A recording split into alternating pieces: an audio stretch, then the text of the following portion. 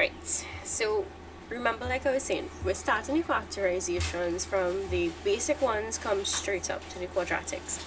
So the very first case, you all would know how to factorize this, and it's one of those simple methods that you would have met back in Form 2. Alright, so anybody wants to tell me which of the factorization techniques you're going to use here to factorize the statement completely? There we go, the highest common factor. So can anybody identify the highest common factor between 12x squared and 9x, positive 9x? Alright, so I heard 3. And I heard something else, but it just broke up a little bit. So we have 3. There we go, 3x. Alright, 3x. So when we look at the highest common factor technique, alright, for those of us who probably didn't know it, so this is something that I noticed last year, alright, when I was going through assessments. People know their stuff when it comes to just simple things, but then when it comes to extending that knowledge into doing the quote-unquote more difficult things, they tend to fumble, and then they start to backtrack and do some really random things. And all you need to know is this: you have the basic understanding of how you do your factorization. Remember last time we talked about this. Factorization comes from the word factor, meaning that you can identify terms or numbers that go exactly into these terms in your algebraic statement, and that's how you start to identify factors of these terms. But in particular, for factorization, for complete factorization, we want to identify the highest common factor. So that's why when you compare the two terms that we have here, first of all, when you look at the coefficients 12 and 9, you can tell they have a common factor of 3. So that's where we start off, alright? And then we look at the algebraic terms now. So the algebraic terms we have here would be the x squared and the x.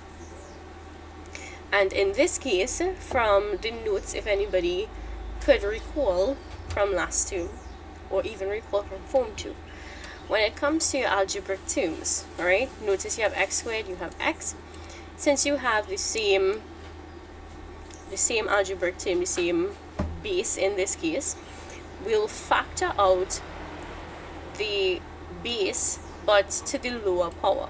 Alright, and when I say the lower power, we have raised to the power of 2 here, raised to the power of 1. And notice in the common factor you have 3x. So this shows that we're factoring out not just the 3 that is common to the two coefficients, but we're factoring out an x to the power of 1, like I just highlighted. Alright, so if I have to factorize it completely now, we already identified the highest common factor, alright, the 3x, but we need to complete the statement, alright? And when we factor out this 3x, what we remain with will be a binomial expression here, where these two terms are not, these two terms are now the factors which remain after you factor out this 3x. So they're not going to be the same 12x squared and plus 9x. The factors that go in here,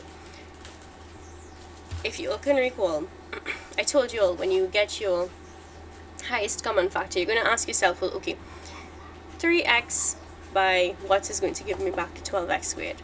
3x, so I heard a 4, 4x, lovely, a 4x, alright?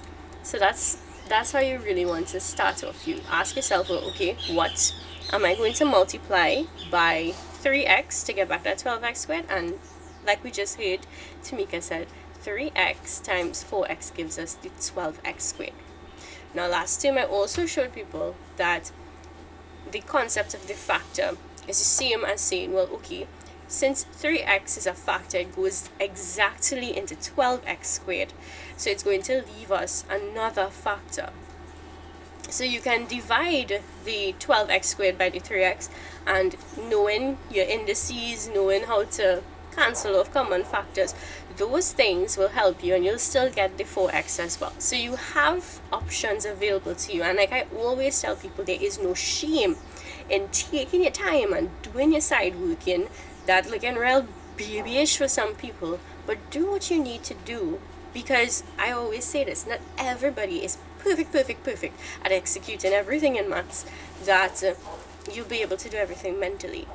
You take your time, you keep doing things that you're comfortable doing to help you get through your processes with accuracy, and gradually it'll become, a little bit more natural to you that you might not need to do it anymore. So now we're going to do the same thing, 3x into the positive 9x. What do I multiply 3x by to get back a positive 9x? That will come into the bracket. So 3x by positive 3. Lovely. Alright? So this is a completely factorized form, alright? Completely factorized form. Alright. So this is, as we mentioned before, this is how we factorize using the highest common factor method. Alright?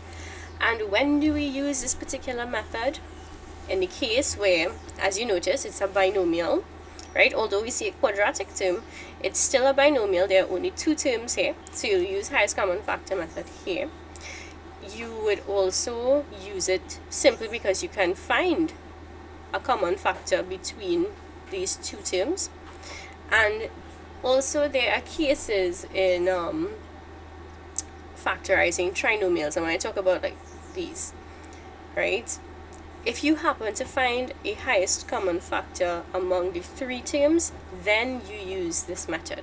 But otherwise, pay attention to the type of expression that you're trying to factorize, and that will help you with being able to identify whether or not you're going to use this method or you're going to use one of the other two methods we need to look at. Alright?